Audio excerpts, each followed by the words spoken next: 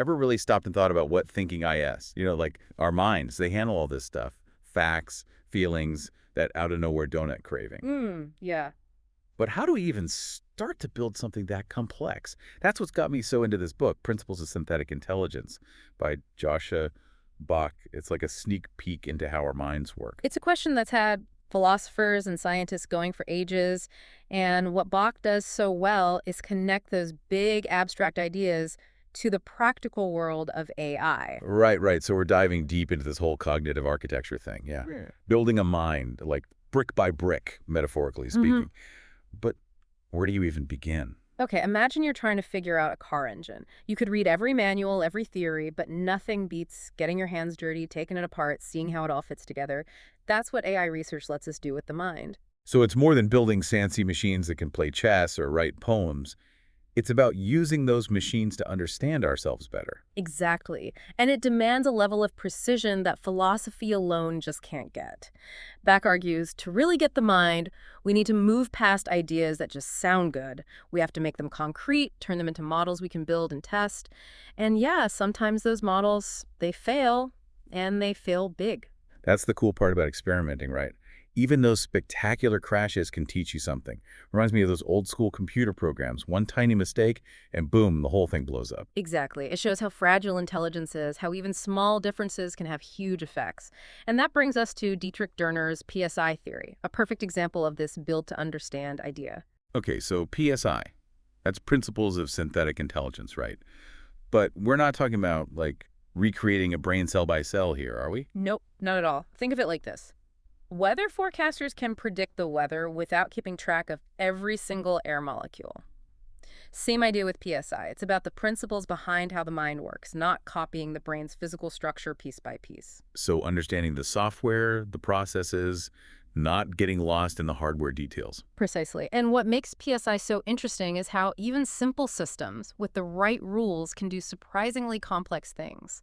Bach uses this great example of a simple self-driving car. Yeah, that one really caught my attention. Tell me more about that. So this vehicle, it runs on just a few basic feedback loops, reacting to simple things like light and obstacles. But the way these loops work together, it can navigate a pretty tricky environment, avoid crashes, even learn to take the best route. Wait, so this thing's got like a bare bones set of rules, but it can still learn and adapt. That's wild. It makes you rethink what intelligence even needs to be, you know? Absolutely, and that's a key point here. Intelligence isn't necessarily about how complex the system itself is, but how complex the behavior that comes from it is. Okay, so that's PSI's big picture take on intelligence. What about the nitty-gritty? How does a PSI agent actually represent knowledge, like store information? That's where schemas come in. They're like the basic building blocks of how knowledge is represented in PSI. Schemas? All right, break that down for me. What's a schema exactly? Picture it like a web of information all connected. It's not just a list of facts, it shows how those facts relate to each other. Like, a schema for tree wouldn't just be the words trunk and leaves. It'd also show how they're connected, what each part does, maybe even different types of trees and where they grow. It's knowledge, but with context. So like the difference between having a dictionary definition of tree and actually getting what a tree is, how it grows, what it does in the environment. Exactly. And this connectedness is super important for understanding how PSI agents go beyond just processing information to something more like actual thinking. This is where it gets really cool, right? Because it's not enough to just have a bunch of schemas floating around. The agent has to link those abstract ideas to the real world somehow. You got it, and that's where symbol grounding comes in. It's a crucial concept, but man, is it tough to get right in artificial systems. Okay, symbol grounding. Lay it on me. Why is it so important? Think of it like this. The word tree, it's just a symbol, some sounds or letters. It only means something when it's grounded in what we experience with our senses, like seeing a tree, touching its bark, smelling its leaves. Those experiences give the symbol its real meaning. So it's like reading about an apple in a dictionary versus actually taking a bite, feeling that crunch, that juiciness, that real-world experience is what makes the word mean something. Yeah, exactly. And symbol grounding, it's not just for understanding language, it's for any kind of intelligent interaction with the world. Which makes you wonder, how does PSI even start to tackle this? It's one thing to have schemas and knowledge, but how do you give it that real-world connection? That's where PSI's approach to perception gets really wild. It's not just about recognizing objects from a program, it's about actively building a model of the world, kind of like we do. Okay, now I'm really curious. How does a PSI agent even see its environment? We talked a bit about hypothesis-based perception earlier. Right, hypercept, they call it for short. Yeah. Imagine you walk into a room, you see a familiar shape on a table. Your brain doesn't just go, oh, a shape. No way. It's trying to figure it out like, is that a lamp? Some weird art. Hold on. Is that my friend's hat? Exactly. You make guesses based on what you already know, and then check those guesses against what you see.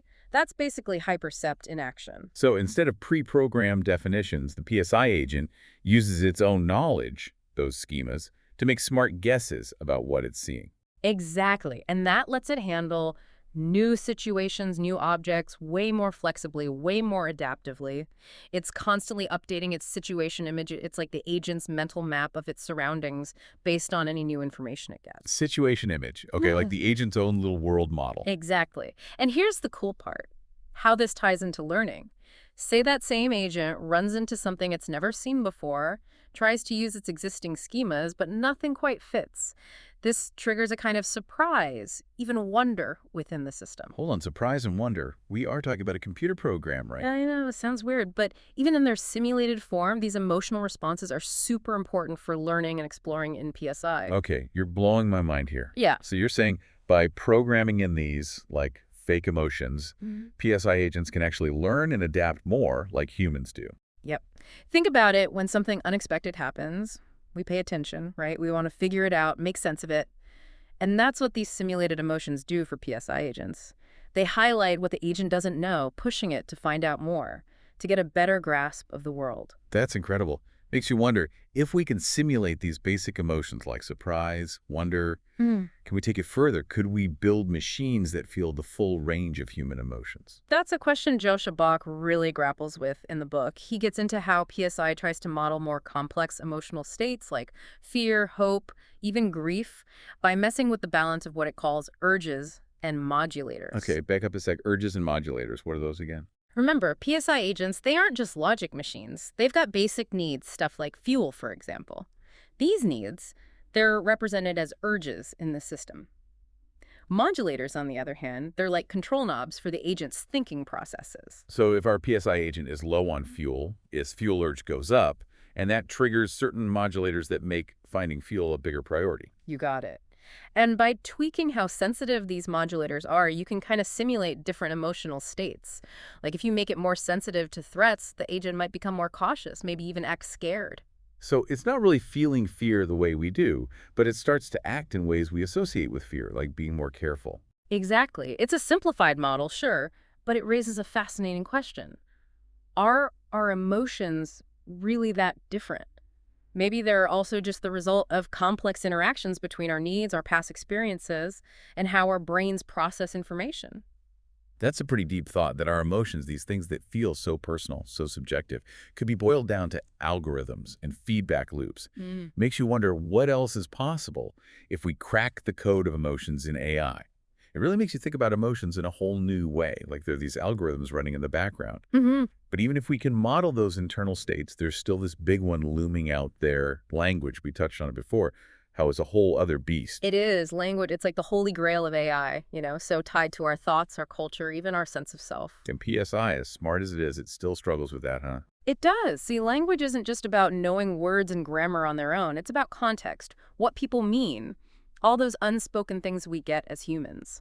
So you can't just give a PSI agent a bigger dictionary, more grammar rules. You'd have to somehow program in all those subtle things that make human communication so nuanced and sometimes so messy. Exactly. And while there's been some progress, Bach talks about MicroPSI, the next version of Dörner's work, which tries to address some of these things, it's still a major challenge. Makes you wonder, if we can't even fully replicate something like language, something we do every day, how could we ever recreate the whole human mind? It is a humbling thought. Brings us back to that core question. What does it even mean to build a mind? Right, because we keep coming back to this idea of the mind as a machine, a system with rules and processes. But what about consciousness? Our own experience of the world, that feeling of being me, can a system like PSI ever get that? That's the million-dollar question, right? And while we can't say for sure just yet, what PSI and these other cognitive architectures let us do is explore these questions in ways we never could before. So instead of getting stuck in philosophical debates, we can actually test these ideas, build models, see what sticks and what doesn't. Exactly. And as we dig deeper into how these systems process information, learn, even try to simulate emotions, it makes you wonder, are these just really good simulations? Or are we actually starting to figure out what it means to be conscious? It's a question Joscha Bach doesn't shy away from in the book. He even says, maybe the real mystery isn't consciousness itself, but why it feels so mysterious to us. It's an interesting point. We experience the world from this first-person point of view. We have this constant flow of thoughts, feelings, sensations that feel different from the physical world around us, so it's natural to think consciousness must be something extra, something science can't touch. But Bach is suggesting that maybe this feeling of mystery is just because of how our brains evolved. Exactly. Our brains are constantly building models of reality, and those models, they put our own needs and goals first. Yep. So, of course, our own conscious experience is front and center. It's like we're each the star of our own little movie. That's a nice way to put it. So instead of looking for some magical thing that makes us conscious, maybe the key is to understand how our brains create this subjective experience of reality in the first place. And that's where things get really exciting. Because as we develop more advanced cognitive architectures, as we get better at modeling how we perceive, learn, even feel, who's to say we won't one day create a system that doesn't just think, but actually experiences the world in a way that we see as conscious? Like a mind-blowing idea. Or maybe we'll find that consciousness is something only biological systems can do, something we can't replicate with computers. Either way, this quest to understand the mind is one of the most profound, most challenging things we can do. And for you listening, as you think about these ideas of building a mind, remember, it's not just about recreating intelligence as we know it.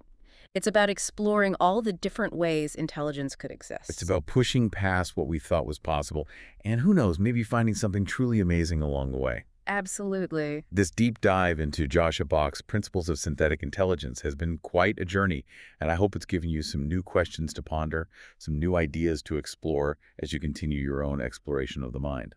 Until next time, stay curious and keep those questions coming.